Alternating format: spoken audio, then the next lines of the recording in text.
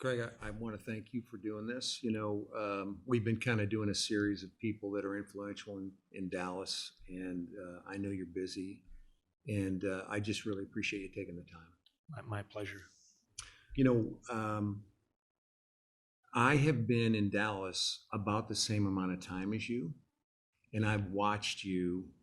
I've probably spent more time with you in the last 3 months than I have this whole Yeah. time, but I've always watched you and admired how you operated because I've seen you in times of stress and I've seen you when you flourish, and you're pretty solid the whole way. And I think you learn a lot about a person when they're under fire. But I've always just kind of admired the way you do things. So I know you're from the Midwest, Michigan. Why Dallas? How did you end up in Dallas? Well, at the time that we moved, we were a national company. I started the company in Ann Arbor, Michigan, many years ago when I was 18. But by the time I was in my early 30s, we had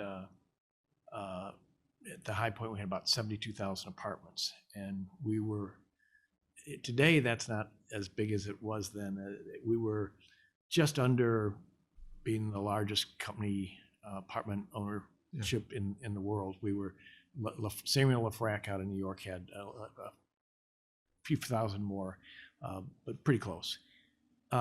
Anyway, we were all over the country, and so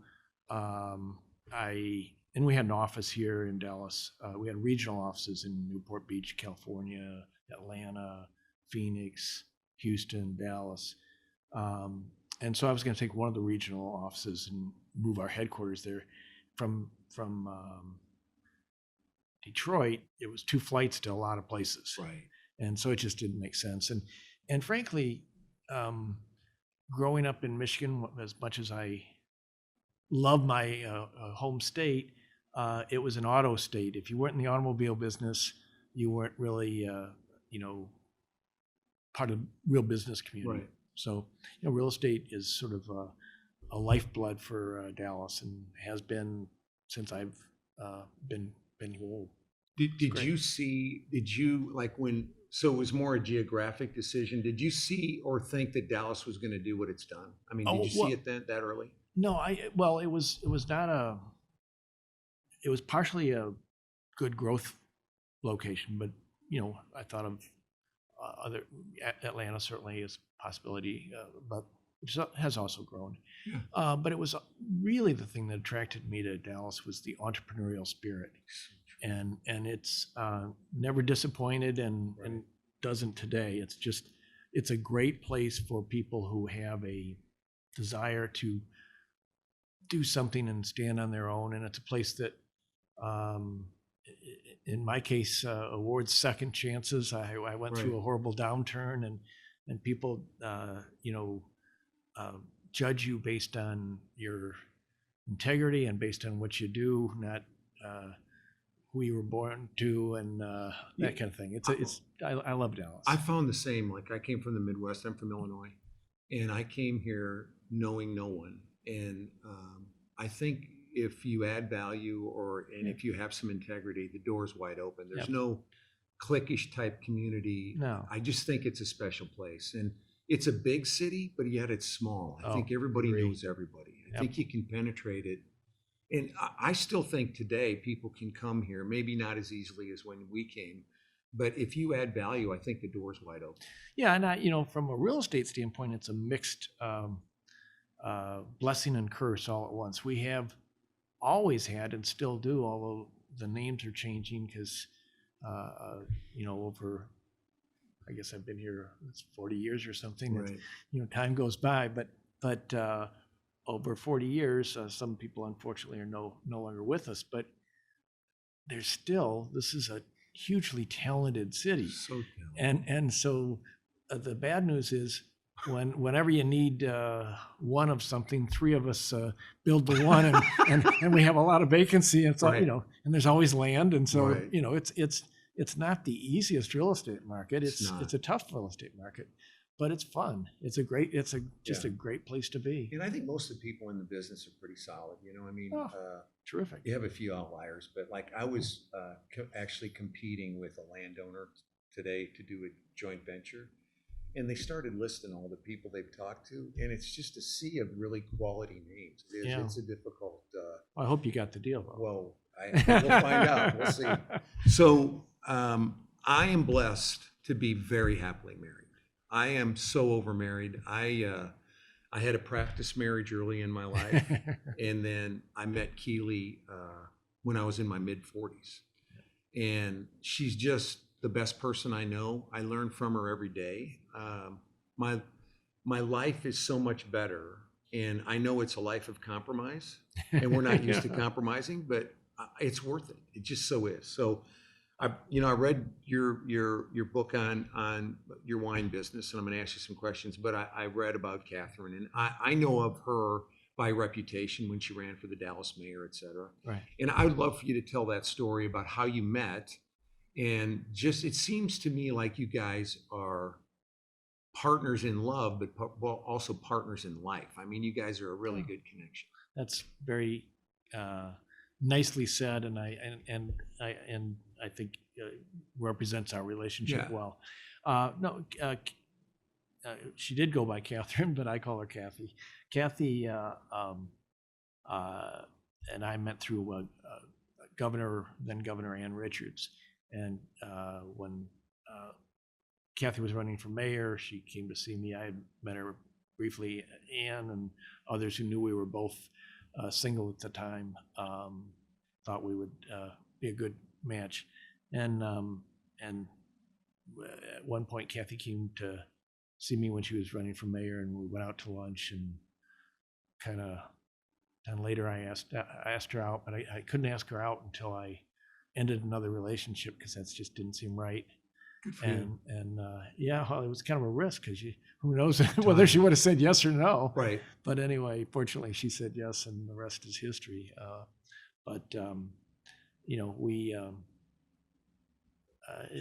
does enrich life to have a great partner. Well, having been in a bad marriage for me, like having that security of a solid relationship, going through life, ups and downs. Cawley and I know we're together forever. I know we are.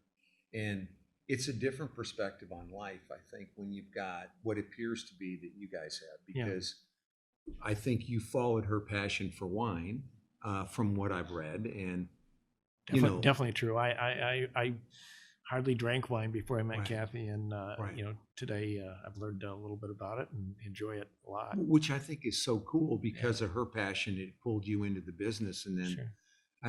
And everything I kind of think is cool about you is you don't half step anything. If you're going to get in, you're all in, which is a credit to you. But, well, at times it can be a detriment. In the wine business, I jumped in. All Kathy wanted was a small wine business, and I just didn't know how to do that. Right. No. But might have been smarter though. But maybe financially, certainly. But you're in the like you said in your book, you're in the business of taking risk. You're in the risk business. And that's kind of what I feel. I mean, and everybody's got a different tolerance for risk. And I'm not at your level of what you've accomplished, but I kind of feel like we've got similar risk. I'm sure we do. Risk, like the gut, where you're comfortable with risk. I tend to be more, I really respect it, but I tend to be more comfortable with risk if I have passion for it and I think it's the right thing. I'm all in. Absolutely. And you're, the word passion is a great word, because entrepreneurship, in my view, should be about passion. And, if I were a young person, I'd want to be doing things I'm passionate about, things that I enjoy. Right. Life's too short to be in it for the money per se. Money's a nice byproduct, but it's a byproduct. I don't think it works right if you're chasing money. You got to chase something you really care about. Absolutely. So, like, if you've got a young person, and I'm sure you have a lot of them coming to you, any sage words of advice, or maybe one or two things you always tell them? Because I always have these people coming in, and they're fresh out of college, and they're looking for work, and I always try to give them honest feedback. Sure. And, I think people want to know, so, how the hell did you do what you did? But what advice would you give them? And then the other question I would have is, how did you go from no money to having to creating enough capital to invest? Well, there's a lot of That's a questions. big in there. question. and But it's what people want to know. I mean, they Yeah. kind of want to understand, because somebody's sitting out there going to listen to this and go, "Can I ever be Craig Hall?" You yeah, know? or, And they can. absolutely. Well, first of all, I started with money I saved. I did not grow up with any money.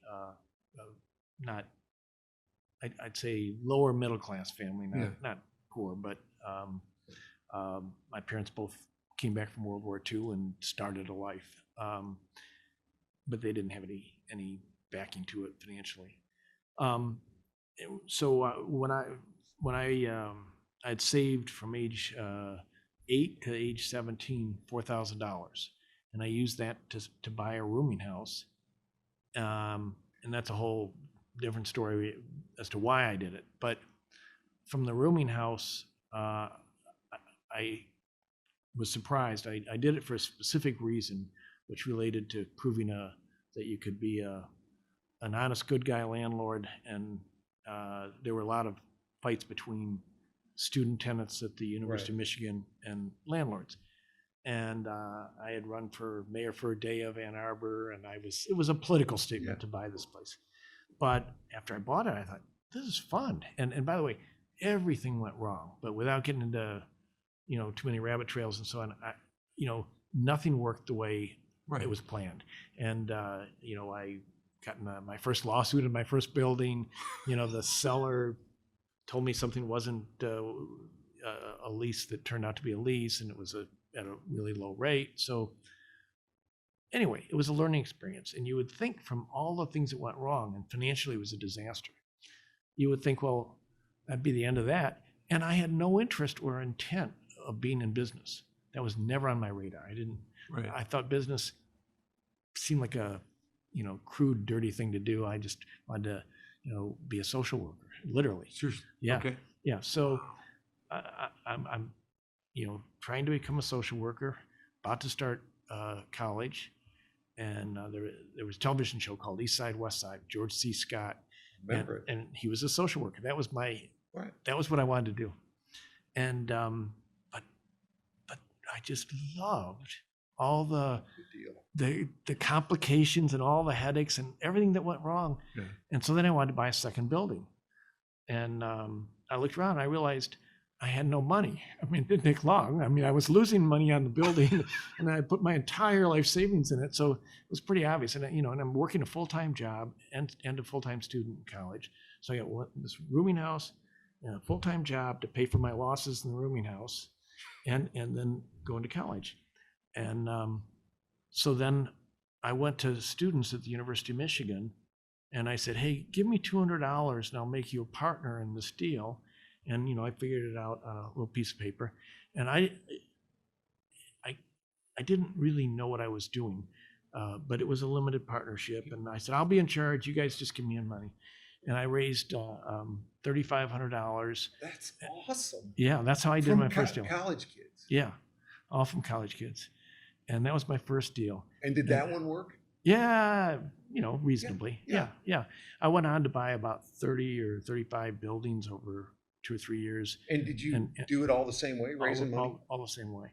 Yeah. And then I was at an event a weekend ago in Napa, and a guy came up to me who has been a friend for years,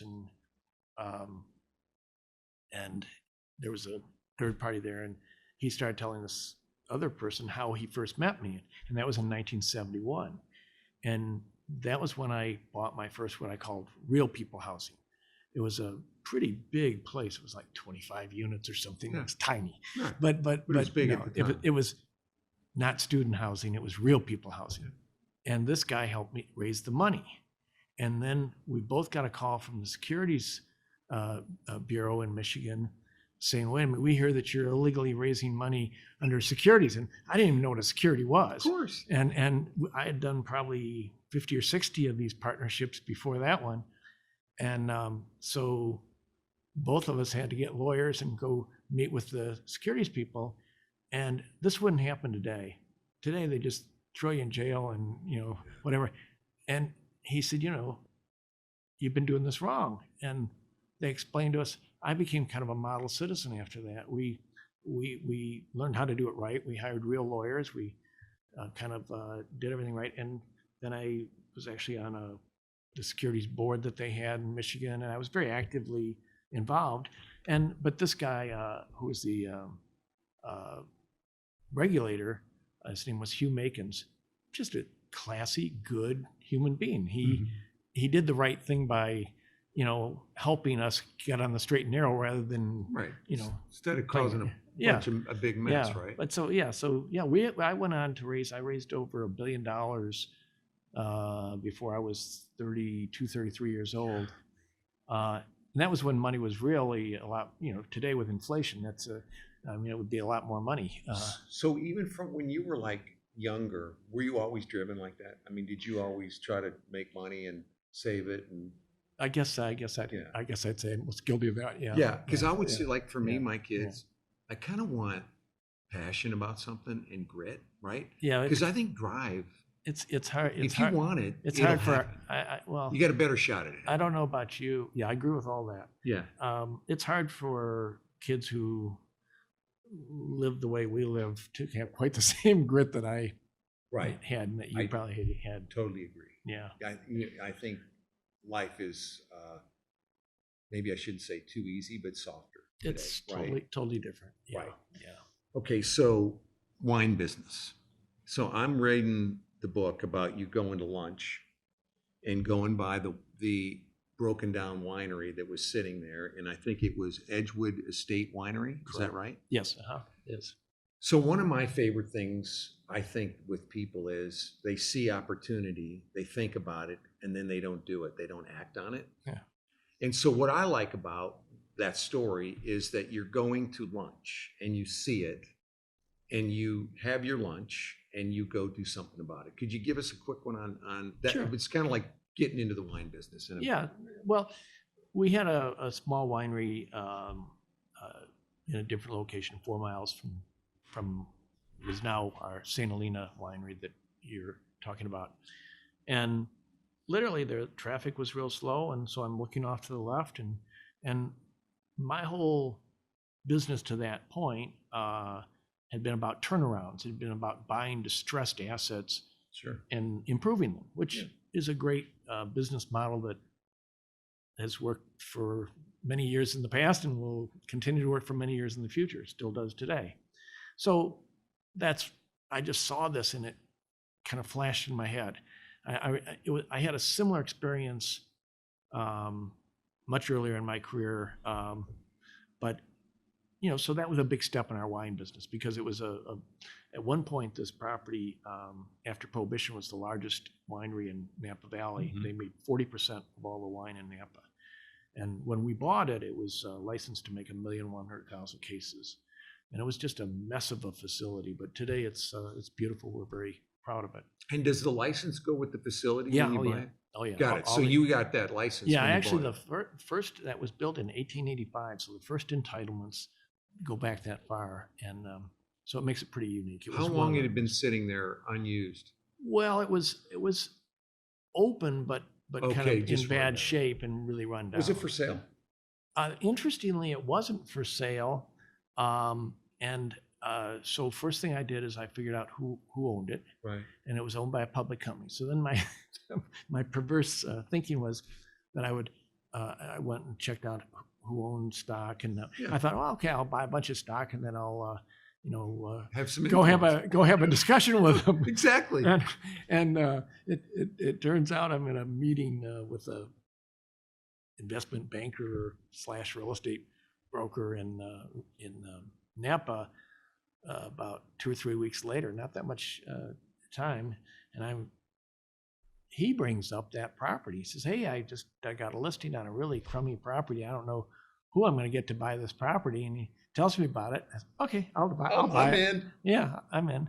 And then, it took like no time at all to agree on a price. And okay, so that was your first purchase, right, for wine? No, it was our biggest. Biggest. Yeah, we had an earlier property. Okay, so I know Kathy was raised in the wine business, so it's a big part of her life growing up.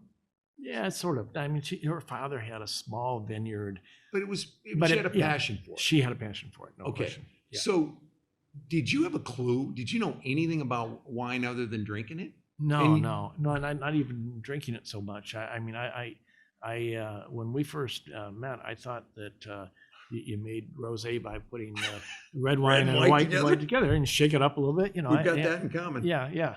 But no, it's totally new thing. And what was fun about the wine, or what is fun, it's the way I'm saying it, it's less fun for me than it was at different times because it's really doing well and it's stabilized and it's Right. I enjoy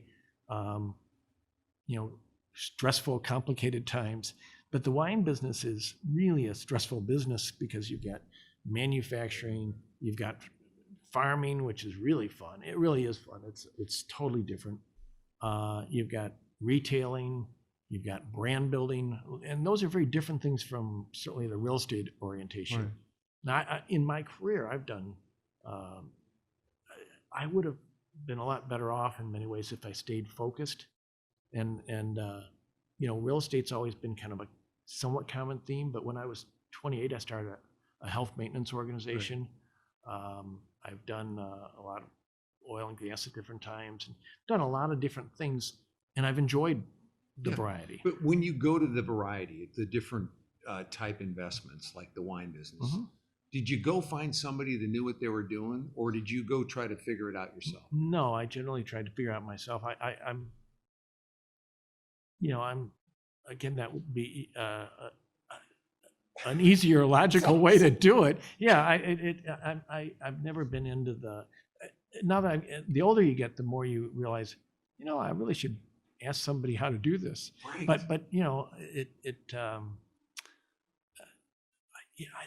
it's good to not know what you shouldn't be able to do. Mm-hmm. You might try and do something that others would tell you. The older we get and the more we learn to confine ourselves. Right. And it's great to have an expansive view of things. And when you're younger and you don't know enough to not try things, you go try things, and boy, some of them work. Right. I just wish I had, I don't have a mathematical, technology, scientific mind. I wish I'd been born in Silicon Valley with a little bit of science knowledge. I could have been something. I think you've done fine. No, are you a reader? Do you read? I'm dyslexic, so I don't read a lot. I mean, reading's difficult for me. I'm dyslexic, and you are. Yes, I am, and I don't read a lot, and I try, but I really would like to. It's easier for me to write a book. I've written 7 books than it is to read a book. And but though, when you're saying, okay, I'm going to go get in the wine business, did you go read about it, or you No. just did it? Just did it. Yeah. Okay, so I talked to a lot of people. I mean, I can remember, and one of the nice things about Napa Valley, at least, and I don't know the wine business everywhere, but a lot of people were very giving of their time and helped. Cool. And it was, and I hope still is, and I hope we are to other people, a friendly business. Yeah. So I've met 2 people. I have a home in Montecito, and there's a wine area there by Santa Barbara. Sure. And I met 2 people, don't know them well, that have done well, and they got into the wine business. And they've got these fabulous, and don't ask me the names because I'm not going to remember them, but I'll get it to you if you're interested. My like, we're having dinner, and I said, well, how long does it take you to make money? And both of them have said, we haven't had that day yet. Yeah. I don't think it's an easy business. No, it's a very hard business. We have had that day. We make money. Yeah. But, we've been at it for 27, 28 years now. It's been that long. Yeah. And our first is 92. So how long did it take you to make money? 20 years or so. Yeah. Yeah. And awesome. and I love that commitment. Yeah, no, it's a lot. I mean, it's awesome. Yeah. But it's a really capital intensive business. Yeah. Now, there are different ways of doing the wine business, but part of the fun, and it is about being fun, is doing it, from the farming all the way through the bottle and selling it. Yeah. And It's been great. It's got to be a lot of pride to it. You know, my Yeah. wife's a big fan of your wine, and We appreciate it. Which she cracked open a bottle last night. I said, "Well, I'm gonna see him tomorrow." And but I think I would have a lot of pride from starting from the ground to the bottle. It would Yeah. be very cool. And then the name recognition that your wine now has, it's quite an accomplishment. It's Yeah, pretty cool. yeah, it is fun. It is fun. So, Kathy goes to Austria, and I read in the book again about Mondavi. It seems like everybody knows Mondavi, right, from the wine business. It seems like he's been a good friend or was a good friend. He was a great friend. And is he one that helped? Oh yeah. Just give you an idea. Like early on, we're holding every year Christmas party, and when we had 5, 6, 7 employees, Bob and Margaret would come over to our Christmas party.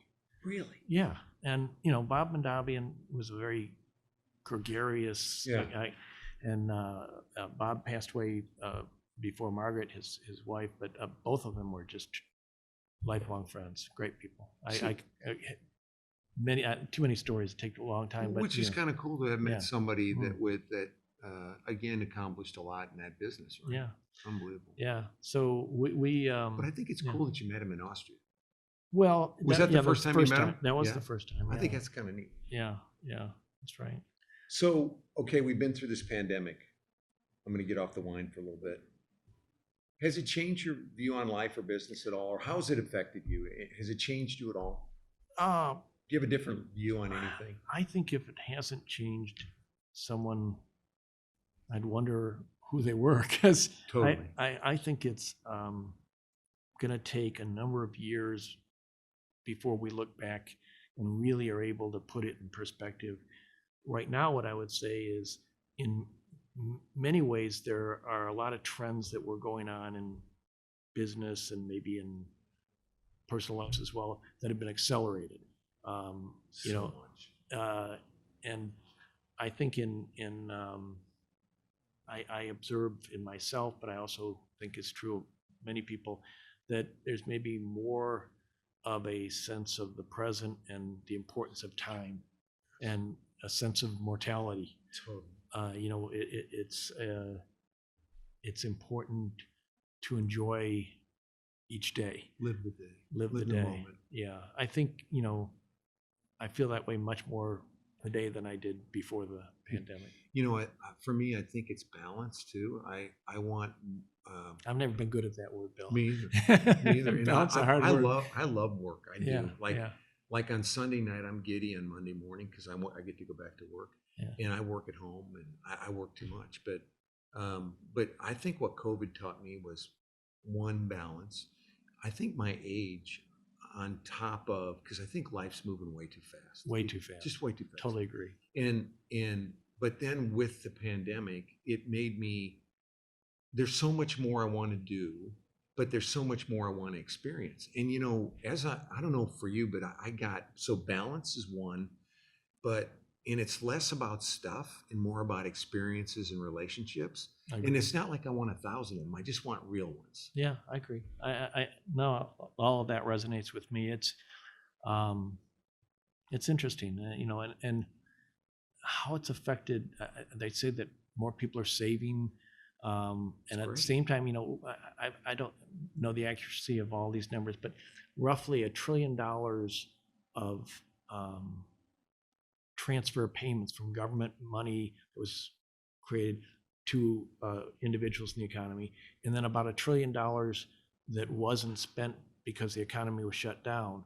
So there's this kind of pent up $2 trillion, and we have some, of course, rising inflation now, but we don't have high velocity money yet. Right. A lot of savings going up. It's back to the comment I made earlier. I think it'll take a few years before this all becomes clearer, and maybe many years before it's really clear to look at all the ramifications, both individually and business-wise and economically in the big picture. It's a big deal. Yeah. I kind of think, at least looking at it today, we kind of came out of this thing quicker than I thought we were gonna. Well, we're not out of it yet. I mean, you and I- I are sitting here and Delta's raging and I totally you know, agree about yeah. the But variant. psychologically, we're sort of out of it. People are at least have a more positive view than I would have thought. I thought this could have been. I mean, Yeah. who knows how long it's going to last? Yeah, no, because it's- I think at the moment I agree with you. But it's kind of a weird time because Totally. we are sort of back to masking. I'm kind of sick of masks. So am I. You know, it's a complicated time. It Yeah. is. Yeah. Well, okay. So, what's your view on our country and Dallas? Are you bullish? Well, I'm very bullish on Dallas I am too. and on our country. I'm for the first time in my life worried about democracy. And I heard an interesting talk this past weekend at a meeting I was at with John Meacham, the author and historian, and he basically said the last similar time to this was when FDR was president, and that he talked about a time when someone came in and said, you know, if something that FDR was about to do doesn't work, you know, the next president is going to have, you know, much bigger problems or something like that. Yeah. And FDR said, you know, if this doesn't work, there won't be a next president. And it was a similar time in the sense of threats to our democracy. And of course, that was 100 years ago, and we're still going. So hopefully 100 years from now, maybe if they come up with good medical breakthroughs, you and I can be having this talk 100 years from now. I'm in on that. Yeah, all right. And then, but hopefully, at least if not, someone will be saying, well, that was a tough time, but democracy came through and showed that the will of the people and the goodness of the United States continued to shine through. I love this country. I do too. And I think we have, living as I did for a while in Europe, and I'm not saying anything bad about Europe, but it gave me perspective of how great the United States is. Yeah. You know, I hear people say like we're less screwed up than any other place. Well, but I think America's great, and It's I great. tend to. I mean, I feel better feeling positive, right? Like, but you have to be careful to not be right. too positive. Don't be a and- realist. and- I mean, you yeah, got to be a realist. You got to be a realist. There are issues going on that do rattle me, and I just think we have to do our part. But you know, the other thing is I just wish today we could all just get along. And I know there's Civility. right, It's okay to disagree, but we ought to. right. Let's Yeah. have a nice conversation Right. about it. And Absolutely. and it's gotten to where and you know, I know there's been a lot of discord in our country in past. I remember when Nixon, and there was just a lot of discord in different time. But They all pale compared to now. I think you're right. Yeah, I they just do. think the divisiveness is just it's bad, and I have taken it onto myself to be more moderate and to try to be Let's hope it welcoming. spreads. Let's hope it spreads. I think it I mean, has to. I mean, and I think Well, it's important for all of us to do it. It is. It's the unfortunate thing is the media that we seem to Oh. gravitate to, and I'm guilty of this as well as anyone else. I like to listen to people who sort of agree with me, and that's terrible to say. Although I really do work at watching some news from channels that are not my normal comfort zone. I do too. I go back. Yeah, but it's hard. Most of you know, when we were much younger, I'm a little older than you, but you know, Walter Cronkite was the honest news. It was Right. the, you know, delivering the news, and we actually met Walter later in life, and I remember Kathy and I were out with Betsy and Walter and for dinner one time, and we early on in our knowing him, and we said, you know, we never knew his politics until we knew him personally. Right. And Which is and the that way he it said should that's be, the way that was important to him. Right. Yeah. Because I kind of think the news's job is just to It should be unbiasedly to, report it, but those days. those days are long gone. Yeah. Totally. Yeah. So, what's the most visible opportunity you see in business that nobody's taking advantage of? That's an interesting question. I mean, do you see something out there that you think is going, why isn't somebody doing that? Actually, Maybe you don't want to tell me because I'm going to go do it. Or no. A lot of first of all, I have to say there are lots of good ideas that it's a matter of the execution. It's not just the Totally. idea. Totally. But I think today, more and more ideas are, anytime somebody finds a vacuum, people are doing things, and it's an exciting time because of all the explosion of technology, and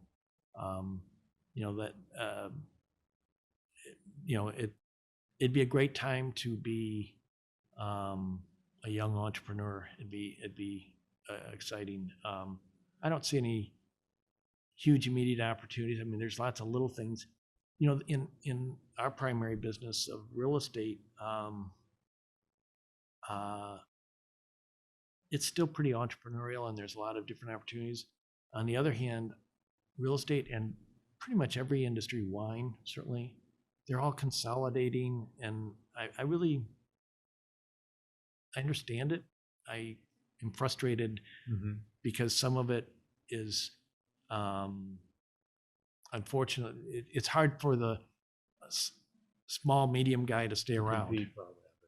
And I think right now we're doing this just before we hear about what new tax laws are going to change. Right. But one of the unforeseen consequences of lots of policies that I've seen over the last few decades is that they force more consolidation. We'll see what the tax laws do, but I can see how that could be a byproduct. Yeah. One of the things on my radar is, and the Berry guys have kind of tried to do this, but I think there's got to be a better way of reconfiguring or re-tenanting office buildings than the way we're doing. It's ridiculous what we do. It's insane. No question. And I will tell you, the Berry thing is progressive, but there's no lease term though. So I don't know that there's an exit, and maybe they don't care about that, or maybe they're trying to shift to where it's more multifamily. And I think there's a ways to go there, but I do think the way we build out our office space, it's ridiculous. We've got to design a building where we can move pods or modulars around. I agree. And I am going to, I lay awake at night thinking about how to do that, because you've done a lot of speculative spec suites, and we've done some, and it's a lot harder to finance. The lending world doesn't really appreciate it, but I think that's going in the right direction. I do too. And I think what Barry's doing is also going in the right direction. I do too. I think they're, I'm smart very guys. progressive. Yeah. So, okay, you talked about entrepreneurship. I know that's important to you. So you say you'd love to be a young entrepreneur, but I think we both feel that being an entrepreneur today is not as easy as it was when we started. Yeah, right? I agree. So bridging the opportunity gaps. I mean, give me your views on like the obstacles to being a young entrepreneur. Well, the funny thing is, so my last book, and it was sort of getting some things that need to be said. So we as a country, 10 years ago, we were, by the World Bank rating of ease of starting a new business, entrepreneurship rating, we were the 9th in the world out of 190. Today we're 55th. Every year for the last few decades, we've been slipping. Until the pandemic, we basically, if you had taken 2018-19, we were starting about half as many businesses as a generation ago, as 25, 30 years earlier. So things have been certainly slipping. Interestingly, and I don't know that there's a lot of detail on this yet, but in 2020, continuing into 2021, we've had an explosion of new businesses. So it's picking up. Because you think pandemic? Because of the pandemic, yeah. And I think a lot of it because a lot of things shuttered and other people took over the opportunity. But part of what it says on the good side is that the desire is still there. There's still a lot of people that want to go into business. And I think it's great that we have these unicorn huge things, but we're really good at that. But what we also need, and what my book is about, and what my heart believes we need as a country, is this lots of smaller businesses. Totally agree. It creates a great citizenship. Those people are empathetic about people they hire. They're not a big monolithic international company that can talk a good talk, but they don't walk the same walk that a individual entrepreneur does. Right. So I'm excited to see that there's some things going on. Actually, later today, I have a meeting. There's a lot of public policy and some money that's going to be going toward it to try to get, right now, 85% of the goofy high number of the money, has basically been Silicon Valley, New York, and Boston. See, that was the part that hit me when I read that. Oh, it's crazy. But it's crazy. But I think it's got a shot. Well, I think right now there's things, it's being talked about. Like I said, I have a meeting on it this afternoon yet. Yeah. And I think there's hope. And I'm very excited about possibilities. In my own little way, I have always tried to help people like that are trying to get started. I've had some disasters. I've had some successes. I've had some like middle of the road. Right. And it's really always about the person. It's, probably the person's more important than the idea, of course, in my opinion. Absolutely. But, and I think as I've gotten older, I've gotten better at gauging, because I was with you until that point. As I've gotten older, I don't know that I've gotten any better, but go ahead. I think I've gotten better at gauging people that have the grit to keep going. Because one thing I'm telling you, I'm gonna put this on a pillow and put it in my house, or I'm gonna put it on the wall. You never really fail if you keep on fighting. It's true. It's so honest. Yeah. Like, because I know just from your history, for me, I'm never done. Like, I've been counted out a few times and I just keep going. And I think when you quit is when it's over, right? Yeah, no, I think so. Some people think that the Great Recession was a major downturn, or some people think the pandemic was a depressing time. For those of us who were highly leveraged and in the real estate business in the mid-1980s, especially if you happen to have a lot of assets in Texas, it was the epicenter of all Great Depressions of an amazing level. And living through that, which, from my standpoint, I guess I was in financial trouble in 1985, but didn't realize it until 1986. And then I began to really realize it. But I was in trouble until the early 1990s. I was in the survival business, and it was a pretty rough business. But character building, it was, you do learn a lot. See, for me, when in the RTC days, I hadn't accumulated enough wealth to get into big trouble. Oh, that's a lucky thing. Sometimes it was better to be big because at least they had to deal with you. But I had I took my whacks, but 2008 and 9 were my black swan, and it was fine, but I learned many lessons. You do learn more that way, but 2008 and 9 were like, I think I counted. I've been through 6 major downturns. Right. Recessions or something, so 74, 76 was a tough time, but 86 to 92 or 3, that was long and hard. Yeah, and when you have 72,000 apartments and all the last night I was finishing dinner and a guy came over with a attorney from Dallas that I know and introduced himself, said hi, get done with all that.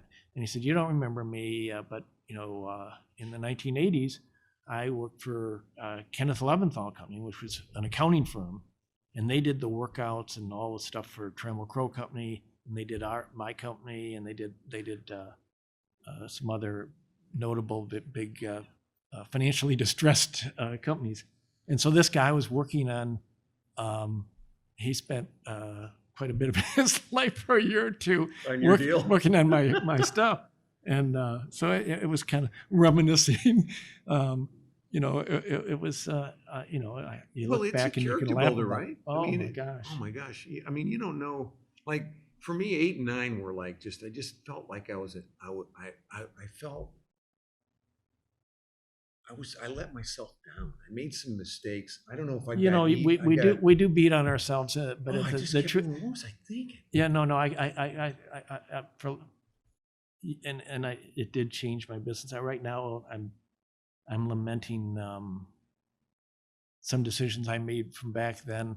I look around at some companies that are much larger than us, and I think when I came out of my problems, I was so beat up mentally. You were playing it safer than you normally would, you think? No, not safer, Bill. But what I did is, I started my businesses, we talked about, with other people's money. And most people in real estate, in one form or another, have partners. And you look like, most people that we know,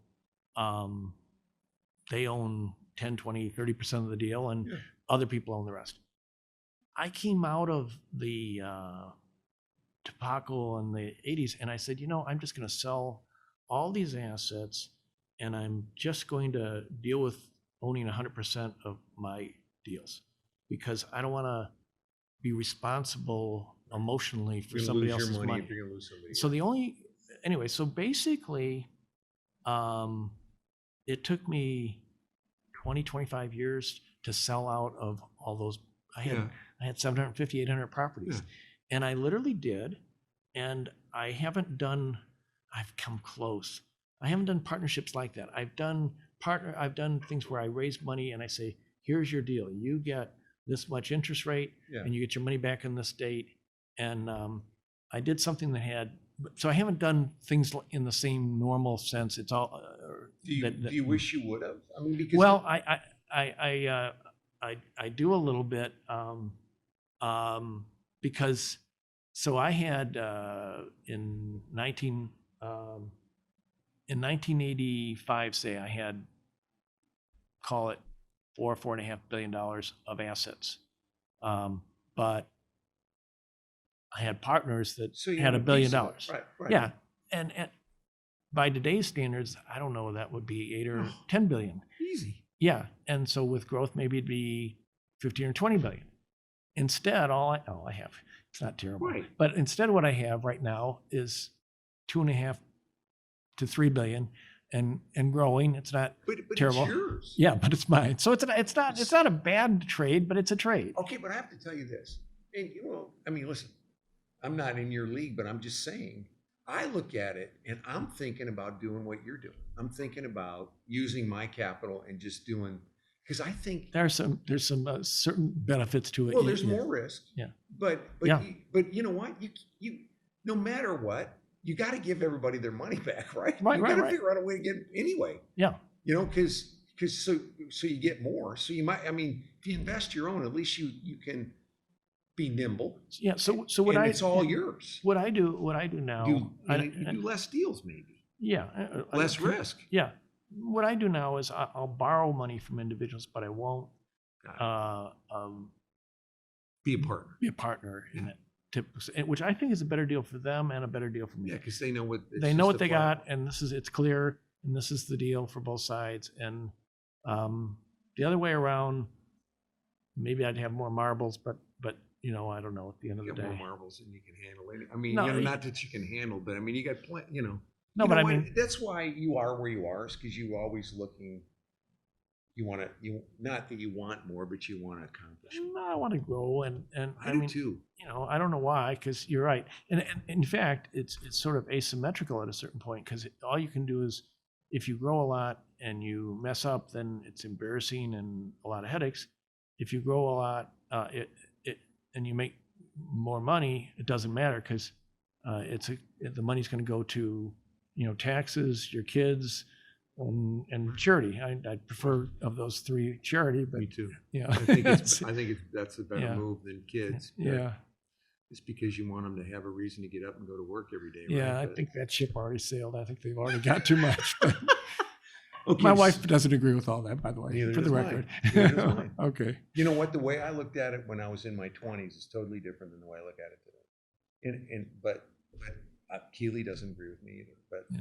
so when you're done, and I know you're going to work probably, I don't think you'll ever quit working, but when you're done with your career, what's important that you've accomplished? I mean, is there anything, not money wise, or because I think, to me, my view of you is you have a passion for Dallas. You have a passion for giving back to the city. You care about what happens. I think you care about our country because you quietly stay involved in that. I know when I was the head of TREC, you called me about the lending and I just really admire that you care and you care about things that are important. So like, Well, let me, I'll answer that and then I'll tell you what isn't important. But what's important is to having a little role in leaving the place a little better than when I got there, and helping individuals one at a time is part of how you do that. What isn't important is leaving my name on this or that, or I don't really care. Right. So it's all about doing the best you can to be a good person when you're here, and beyond that, I'm not sure I have a belief that I know what happens, so I'm not going to worry about it. Right. Well, but I mean, I think having a heart to try to make this world better is a lot more important than making more money, right? For sure. Yeah. Money is a nice byproduct, and I think it's important that we as a country don't demonize success, and I think we're starting to do that. I totally agree with that. I think we're starting to think that somehow people who make a lot of money must be bad. Yeah. And I find that disheartening, and I think many people who make a lot of money do really responsible, good things with their money. I agree. And then there are some that don't, and we don't seem to differentiate very well. I totally agree. Yeah. I think I don't know. It kind of was a shift a couple of years ago, but I think I'm not a big fan of ego either. Like I always try to avoid big egos because, I mean, you had a big part in your success, but you seem to be very grateful for the life you've got, right? I know Totally. in my life, I'm so grateful. And Yeah. I wake up every morning. I feel like I've kind of stole something. I Right. think I've got a great life. Right. And now it's about, I do want to make it better if I can. I want to Sure. do something other than just worry about me. Right. And from now on, it's that and my health and my family and experiences. And I want you to know, I really appreciate you taking this time. I think people are going to really want to hear this. And I think you've been such a blessing to Dallas. Oh, And I've always admired what you've accomplished. And I told you a couple months ago, I'm going to try to get to know you better. I know you've got plenty of friends, but looking I forward to it. really do think you're special. And I Thank appreciate you. your time. Thank you so much. Enjoyed You it. got And Thanks.